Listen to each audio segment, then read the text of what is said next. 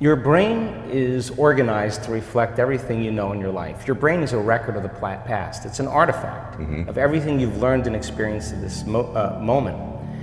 Feelings and emotions are the end product of past experiences, and we can remember experiences better because we remember how they feel. So most people wake up in the morning and they start remembering all their problems, and those problems are connected to certain people and certain things at certain times and places. The moment they start thinking about those problems, they're thinking in the past.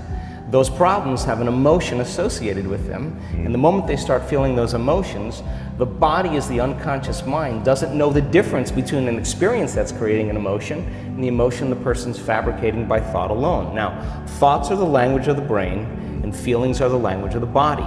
And how you think and how you feel creates your state of being. So most people's entire state of being, when they start their day, is already in the past. So you have a choice. The choice is you're either defined by a vision of the future or you're defined by the memories of the past. And when you decide to say, okay, I'm going to change, and you decide one thing, I'm not going to eat this food, I'm going to wake up earlier, I'm going to do something aerobic, I'm not going to have sugar after 6 o'clock, whatever it is, the person, whatever choice a person makes. The moment you make a choice to do something differently, and the hardest part about change is not making the same choices you did the day before, get ready, because it's going to feel uncomfortable. It's going to feel unfamiliar. There's going to be some uncertainty and unpredictability, and that's the moment the game is on. Yes. So then most people, their body has been conditioned emotionally to be the mind.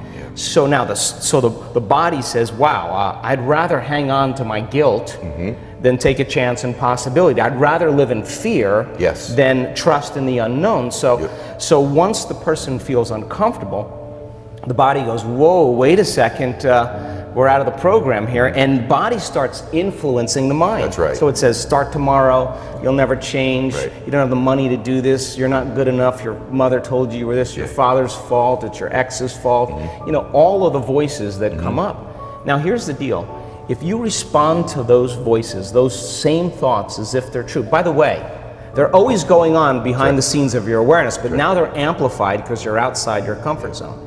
You believe in that thought's going to lead to the same choice, which is going to lead to the same behavior, which is going to create the same experience and produce the same emotion, and the person's going to say, this feels right. No, that feels familiar. Going from the old self to the new self is a neurological, it's a biological, it's a chemical, it's a hormonal, it's a genetic death of the old self.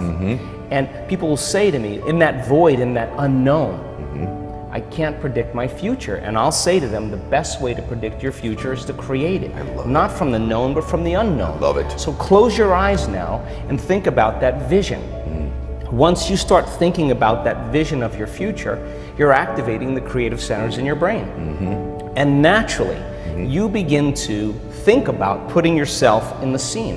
Yes. And the act of doing that, when you're truly passionate and truly present, the moment you're defined by that vision, when the thought in your mind becomes the experience, you begin to feel the emotion of the event before it's made manifest. Now, you're giving your body a sampling, a taste of the future.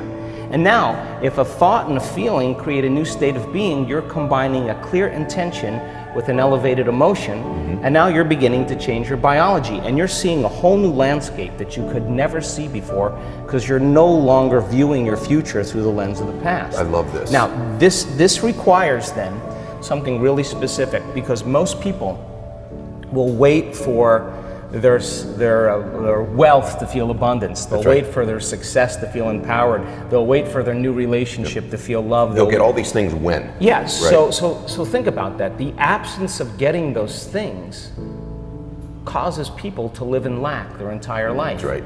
And so they're waiting for something outside of them to change how they feel inside of them. And if they're not creating a new life, then they're not applying the proper principles, then they keep all their manifestations, all their dreams at arm's length.